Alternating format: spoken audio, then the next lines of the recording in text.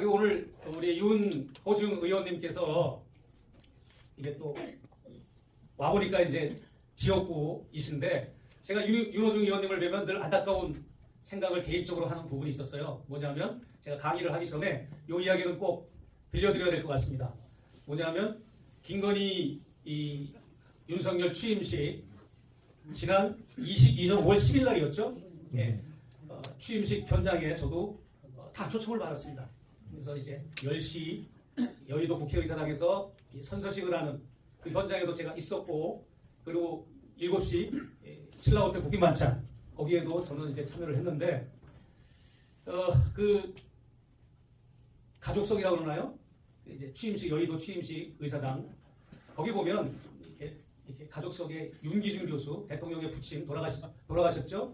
그분도 앉아 계시고 그분의 따님 지금 윤석열 대통령의 여동생 윤신원 교수도 그 옆에 앉아 있고, 그리고 강원도 강릉에서 온 외갓집 뭐 이렇게 사촌들 육촌들 이렇게 앉아 있고, 그리고 그 뒤에 뭐 도이치모터스 권오수 회장의 부인 아들 앉아 있고, 그 뒤에 명태균도 앉아 있고, 그 뒤에 가수 김웅기가 앉아 있고, 다 기억해요. 저도 바로 그 뒤에 앉아가지고.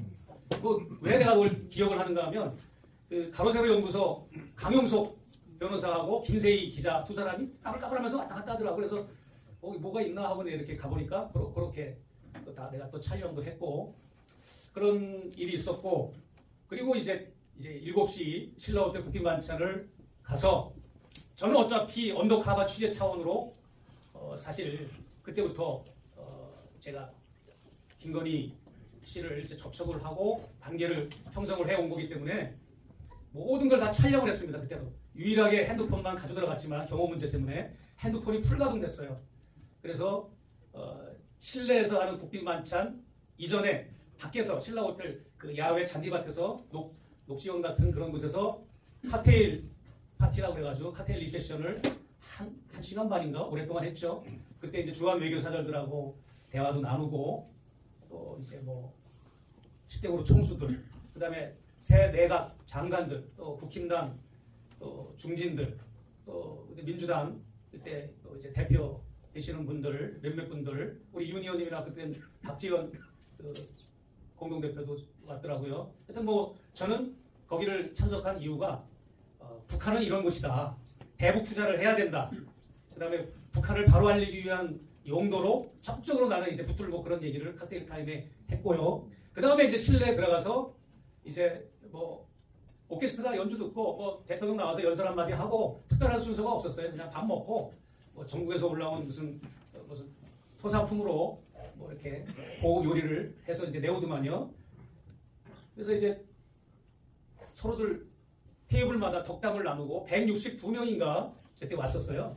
15테이블, 한 테이블에 10명씩 앉았고 헤드 테이블, 윤석열 대통령 부부와 국가 수반급 외교사절들, 미국에는 부통령 남편, 그 다음에 중국에는 왕치산 국가 부주석, 뭐 인도네시아 전직 대통령, 그다음에 일본 전직 수상 뭐 이런 거물급들이 와서 테이블 하나를 12명이 차지하고 이래가지고 162명이 조용히 이제 하고 있는데 저는 이제 일부러 제가 막 휘젓고 다녔어요. 제일 먼저 내가 김건희 씨한테 다가가가지고 셀카 찍자.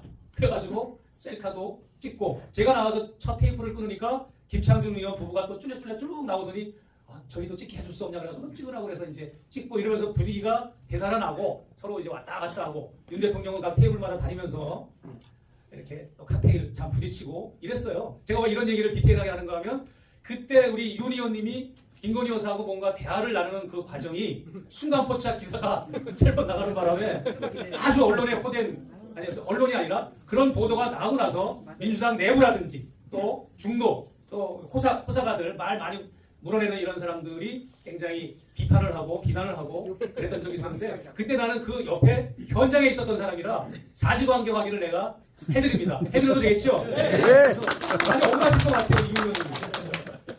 전혀 그런 사실관계가 아닙니다. 보도에 나간 대로. 특히 이제 저는 김건희 씨가 그때 당시는 이제 방점이었기 때문에 제 테이블에 앉아도 시선은 김건희 씨 시선에 가 있었어요. 근데 김건희 씨가 먼저 일어나서 윤호중 의원한테 다가간 겁니다. 먼저 다가갔어요. 그리고 이제 뭐 그 나중에 내가 들은 얘기지만 뭐 이제 보도에 나갔는데 뭐 그건 내가 디테일하게 얘기할 필요는 없지만 얘기하는 도중에 좀 이렇게 좀 머쓱한 상황이 돼버린 겁니다. 그러니까 유 의원님이 좀 원래 웃음기가 많으시잖아요.